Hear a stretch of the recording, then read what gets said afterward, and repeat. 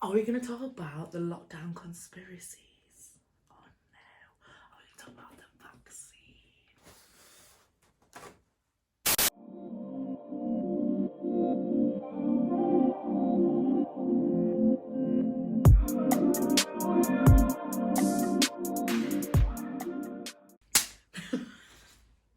We don't need to do that Take one. Hi, I'm Lex. And I'm Ray. And you're watching the 411. We back, bitches. New hair, who this? Did I just whack?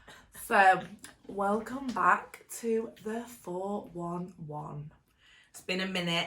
I know we said we were going to be consistent, but there was a bereavement in my family. And if you're Jamaican, for all my Jamaican folks, you know you do 9 nights after somebody passes away. So that's what I've been doing. So we're back to talk about lockdown. Oh, Lord.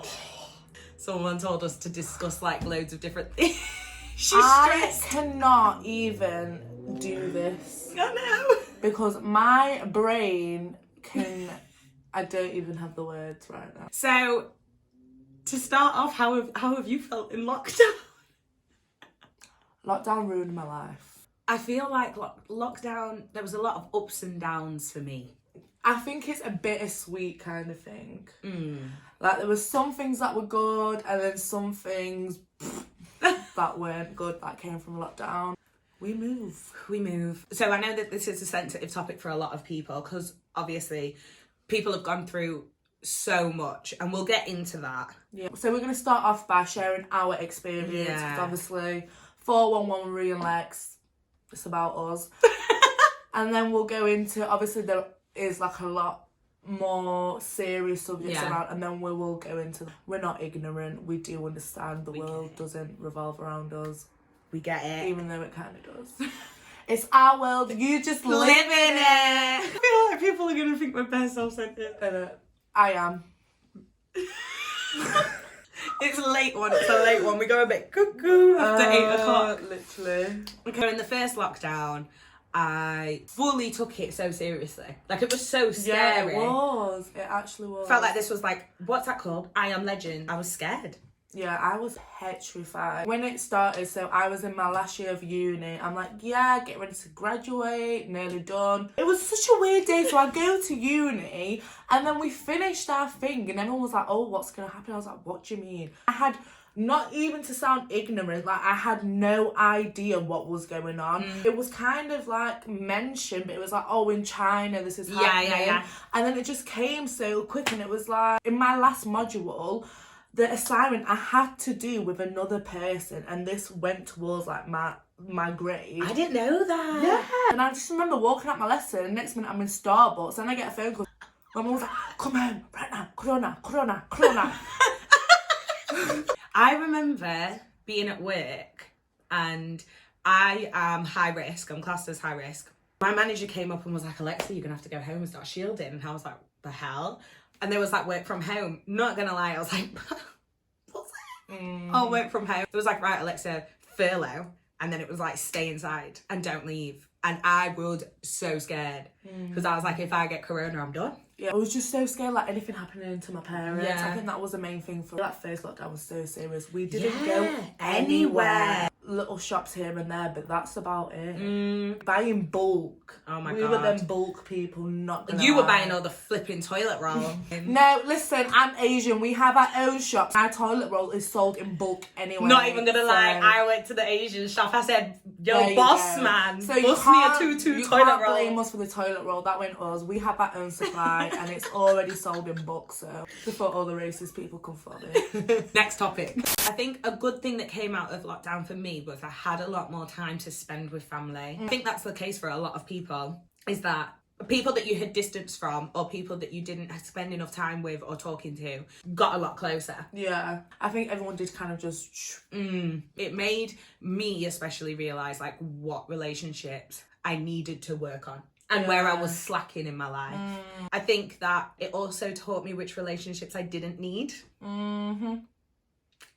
And which relationships had to be cut. For us, I think it was weird. Older siblings that have kids, so my mum and dad are like grandparents. So everyone's normally always at ours, and it went from everyone coming to not Nothing. coming. But then it was really hard. We're a really close family. And we all live like 5-minute radius. I think for my brothers, it was quite weird. Yeah. Because they couldn't come, and my brothers are all mummies, boys, not gonna lie. So we talked a lot, we did a lot of FaceTimes with Zoom. my friends as well.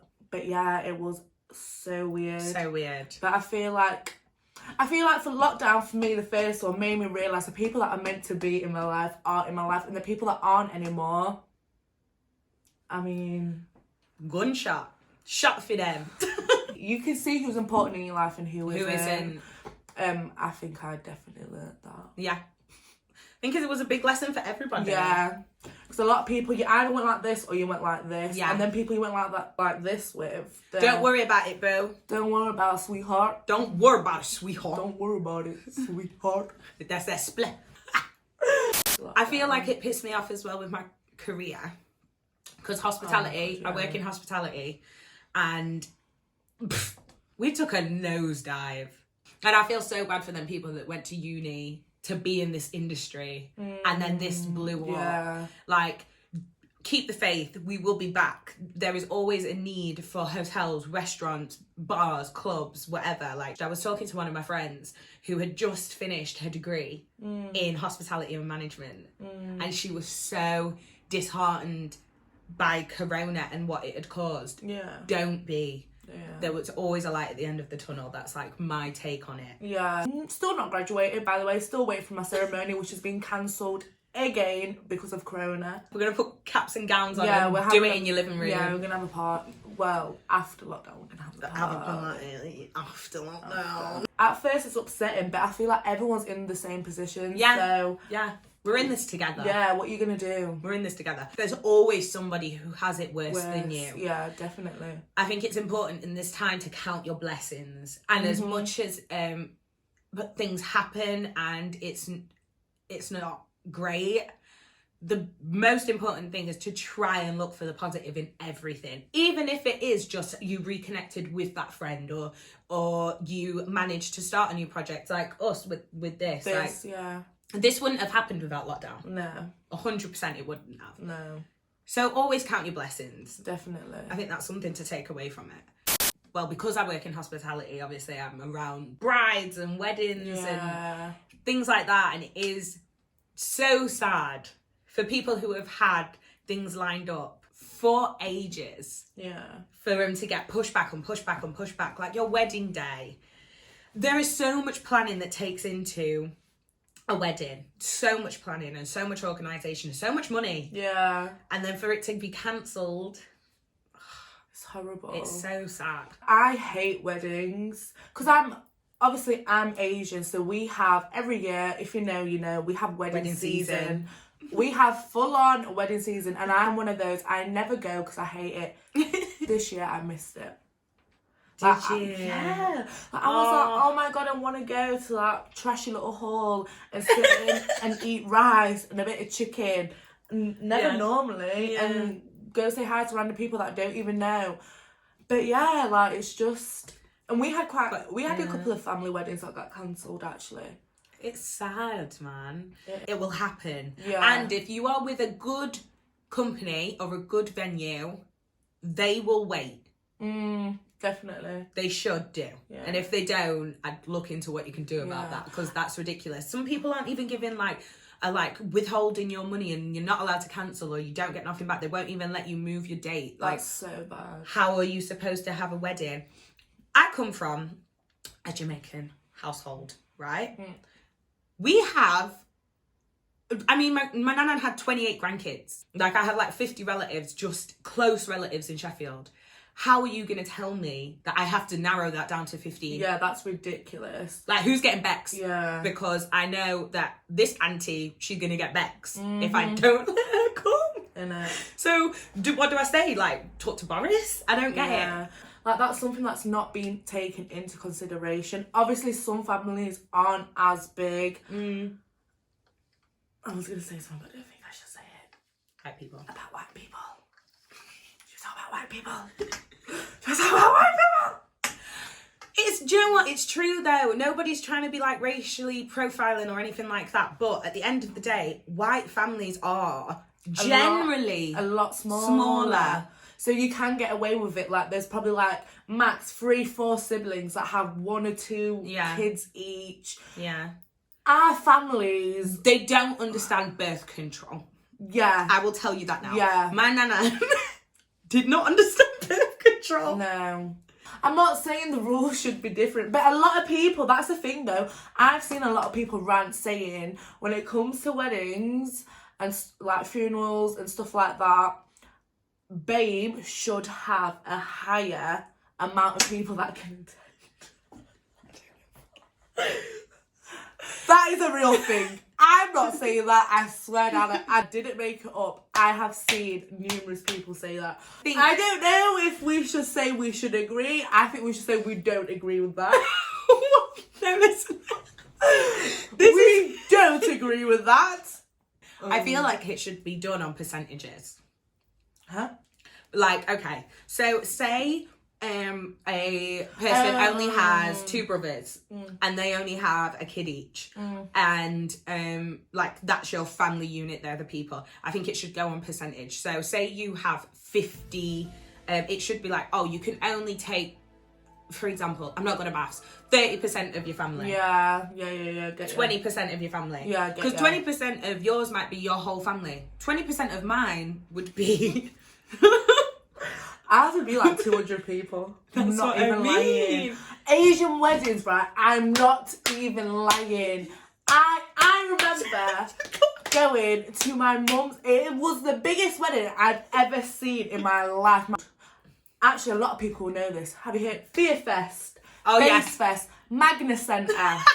They had the wedding in Magna Centre.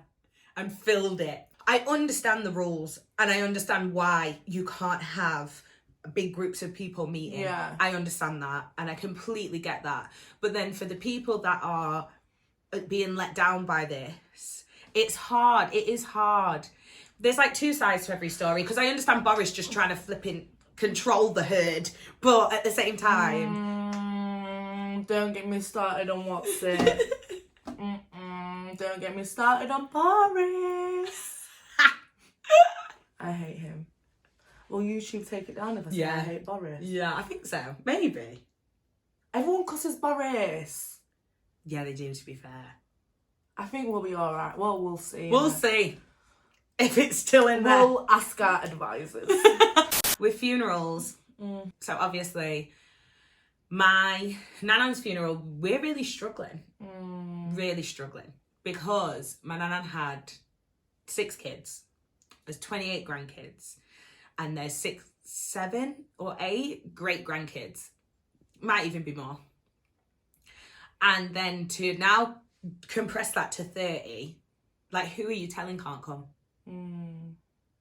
And it's sad because my nana won't get the send-off that she deserves. If any of you have a Jamaican nana, you'll know they knew everyone. Every single person in the whole world. So it's hard. It is hard. I just thank God for Zoom and all them things and stuff, but it's difficult. It is hard. Do you know what irritates me about the whole situation? I'm not saying, by the way, that we think that everyone should be able to mingle and mix block. Yeah, no. Don't get it twisted. We're not saying that. No. But what irritates me is this whole lift on lockdown when it was Christmas. Yeah. That was ridiculous. Our Eid got cancelled a night before. It's ridiculous. It is ridiculous. And Christmas, like what? Like, and it wasn't, do you know, if it was just for Christmas, fair enough. But they opened all the shops. yeah. I get It was to we get- need I feel it like- for the economy, Yeah. but the thing is, you made it worse. Yeah, you did. You did. And then you say no to all these other people for wanting to go to a funeral or a wedding, or like there's people in hospital and their own kids, husbands, they can't even visit them. But yeah, it's all right for everyone to go to the shops and For go Christmas. Christmas shopping. Haven't you heard of Amazon Prime? It annoyed me as well that around, okay, so in the first lockdown, and people, obviously, BLM is a massive topic that we're going to discuss later, but just as a side thing, people's argument was, they're spreading corona. They're gathering in herds and nobody's wearing masks and nobody's social distancing, and it's only supposed to be, you're only supposed to go out if it's a necessity and essential, travel only. Black lives aren't a necessity, guys. See, this was my problem. Just because it's not essential to you doesn't mean it's not essential. Yeah. Just because it doesn't directly affect your life doesn't make me. I felt that so much, my hair flew in my face. Just because it doesn't directly affect your life does not mean it's not essential. It was essential to me. And before anyone says the reason I don't think Christmas shopping is essential because I don't celebrate, bitch, we celebrate Christmas, okay? I know. You can go online. My birthday is fucking essential. I went online. Well, my people, them that bought my presents, went online. Do you get what I mean? It's just fucking ridiculous. It annoyed me because it was like, okay, so it's not okay for me. What's her name? Karen. Listen, Karen. So I can't go and petition for Black Lives Matter. Karen. Okay. May I chat to you? It wasn't essential for me to go and protest for Black Lives Matter, but it's okay for you to pitch up your tent and wait for Primark to open so that you can go and buy your pitney them or them new shoes and them leggings for £7. Please. Karen's buying her Christmas wrapping paper for next year as well. That's why. That's essential for her. Essential. Buying your 3p Christmas cards for next year. Locking them up in your dusty What Christmas old cards do you know for 3p? Well, I don't, but I'm just... I was going to say, let me know. That's a great deal. So yeah, that annoyed me because to me, I'm sorry, but if Christmas shopping, if lining up to go and get your Christmas presents is essential, then why wasn't Black Lives Matter essential enough? Because... I know. But there's probably some Karens that still moaned about that too. So Karens are going to watch this and moan about that. It's not all lives matter. Suck him on. We'll get into that. That's a whole other topic. So yeah, the people keep telling us how long lockdown's going to be. Oh, we're out of lockdown by the 22nd of Feb. No, we're not. This is a joke. But was it China? It was China. It was China. Started in China. China. It was China. I'm doing you say sounds racist. I'm doing Trump. Comes from China. It was China. Did you see your speech? Oh, I thought you were just being rude. No. Okay. How is the rest of the world? China is out here doing up New Year's Eve. I know. And we're here hiding behind. Make it make sense. I feel like England as a whole, we really took this We so took wrong. the piss. Yeah, we did. We were like, no, it's not real. Well, now, thank you, you fuckers. Thank you. Because now, look. 2021 and we're still in lockdown. And I haven't had my fucking graduation yet, so thank you. Thank you. You are killing Your vibe. Your mood. Your journey. our generation. Our young people's future. Oh, you was getting We've deep in that. did it. Do you know what? That's another thing I wanted to talk about as well, was kids' education. It's so hard to have schooling over Zoom. Yeah. Like, I know that when we talk about essential workers, we automatically go to like the nurses on the front line, the doctors on the front line, and you guys are amazing. The NHS is amazing, but teachers, I feel like, aren't getting enough recognition. They don't. My hands, like, Well done. well done. That's another thing. Clap for the NHS. What the fuck was that? Do you know what that just reminded? I'm gonna insert the meme. Do you know what that reminded me of? It was like, there was this meme and it was like, Dubai, China, the government's there spraying the streets with anti-bac. Do you know what we're doing? There's a ferry in fucking London doing donuts. Saying, thank you NHS, doing donuts. Why are we doing donuts? Why are we doing donuts? How dare you think that clapping for the NHS is enough? Exactly. How dare you think that you are doing your part because on every flipping Thursday you went outside and clapped. I clapped. I'm not going to lie. I did clap. Like on my street, they were so extra. Man had his karaoke machine. He used We were all getting lit on our driveways. Hey, donate supplies to the NHS. Yeah. Be a volunteer. I'm sure you can volunteer as part of St John's ambulances. A lot of people are doing that. Do that. Why wasn't that promoted more? So, my cousin, she is a student nurse. Obviously, student nurses were on the front line during COVID. They made it so that they was getting like a placement wage sort of thing. So because they have to do placement anyway, they were getting paid for it. And a lot of their contracts then got cut short and didn't get paid their full amount that they were. Really? Yeah. For Boris to stand outside and say clap for the NHS, you're mocking it. You're fully mocking it. This is the same guy that wants to get rid of our NHS as well, by the way. I feel like we need to get into the nitty gritty. Back to when we got sent in requests on things to talk about. Somebody actually asked us to talk about domestic violence in lockdown. And I think that domestic violence as a whole is a massive topic that we could talk about for hours. Yeah, literally. But domestic violence now in lockdown, where you're trapped. So bad. I can't even imagine. Yeah. The thing is, I feel like a lot of people obviously go through it, but there's always that kind of escape. They've got friends and family to go to. If they have their own house or whatever, they can escape to their own house. But with this, like, you're stuck there with your abuser. Yeah. Like, I can't even imagine what that feels like. I think that with men who are abusing, or women who are abusing their men, the abuser in the relationship, I feel like the lockdown situation just gave them that extra bit of power over you. I'm not gonna lie though, do you know, if somebody was in a domestic relationship and they rang me, even in lockdown, and said, I'd be like, come. Yeah. And you can come for me all you want and say you're spreading corona. Yeah, but if my friend was in an abusive relationship and needed to escape, she's staying at my house, I don't care. Yeah, or he is staying at my house, I don't care. That's someone's life. Yeah. People don't realise how many people actually die from domestic violence. I know.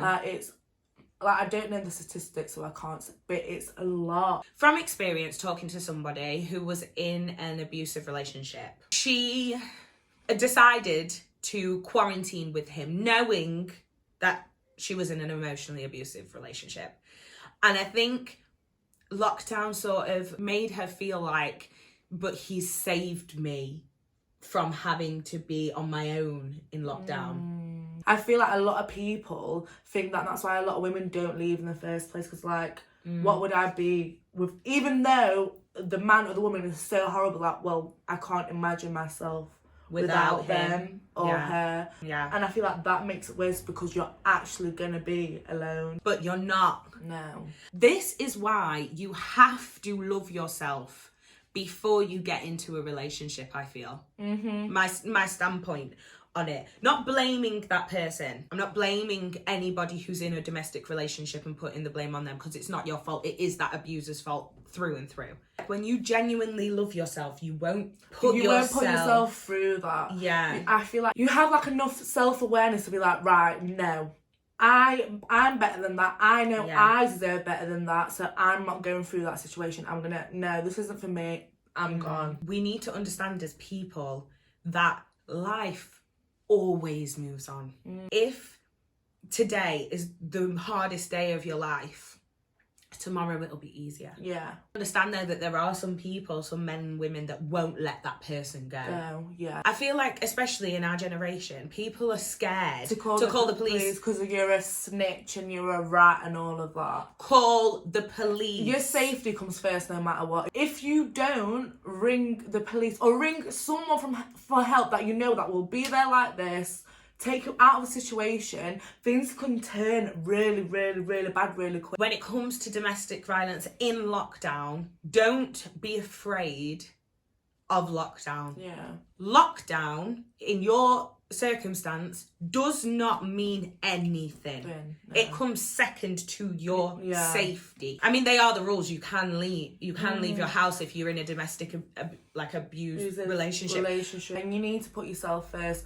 Don't be scared. I know, obviously, everyone has this fear of getting coronavirus, but at the end of the day, it could be a lot worse in lockdown because you're constantly around each other. Your abuser is probably going to get more aggressive. Yeah. I feel like a lot of them are tapped. They actually hate you. I think that a lot of the times it's they hate themselves and they project it. The way they act is as though they hate you. Yeah. I feel like it's like this weird obsession, like they love you but they hate you at the same time. Yeah. And I feel like when you're constantly around someone like that, I feel like they're just going to get worse and worse and worse, and because of the situation they're going to get more like sprung on it.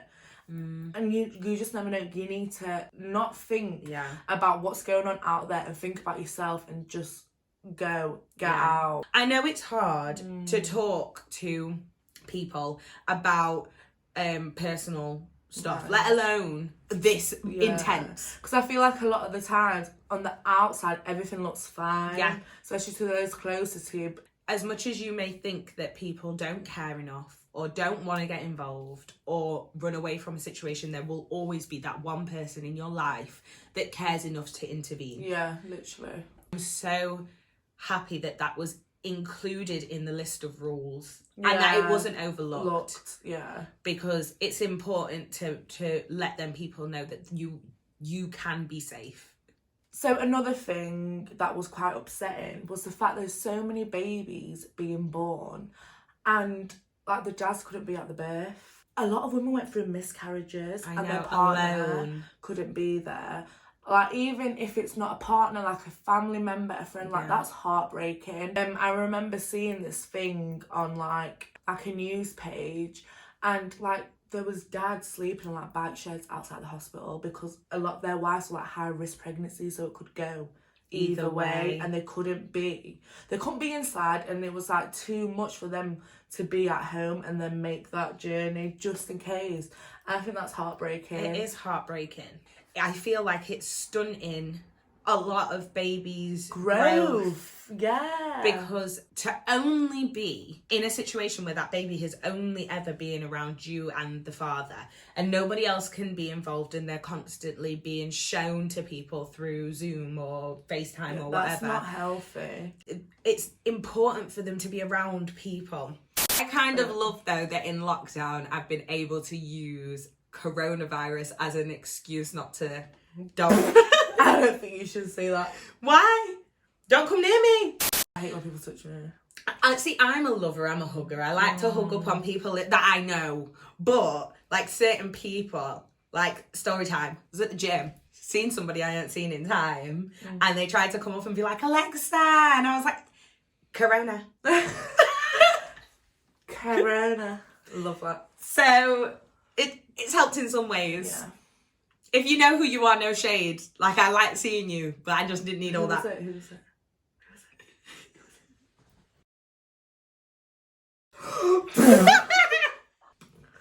All the shade. Like, it has taken us the time to slow down, take a breather, and realise what's important in life and what's not. But it hadn't directly affected me in a way that made me really see the severity until my nana passed away. And trying to go through funeral arrangements and stuff, it's been really, really difficult. So I feel everybody on that level. It's hard anyway, and I feel like this makes it so much harder because when things like this happen, it's when you need your family and your friends, and to not be able to do that, I think it's so difficult. Yeah, it is really hard, but we'll get through it. To end on a lighter note, I feel like we will be consistent now. We will. It's hard with life, man. Yeah. Keep tuned. It is gonna come. Keep tuned. Keep tuned. Keep tuned. Stay tuned. Stay and keep me the same. Keep in tune. Keep within the tune. Stay tuned. Stay tuned. Is that, yeah. If you like this, give us a thumbs up. Comment in the description. No? Comment in the comments. Leave a comment. Leave a comment in the comment section below. Leave us some feedback. Please, please, please, please, please share. Share. Like. Comment. Comment. Comment. Yeah. Subscribe. Be happy.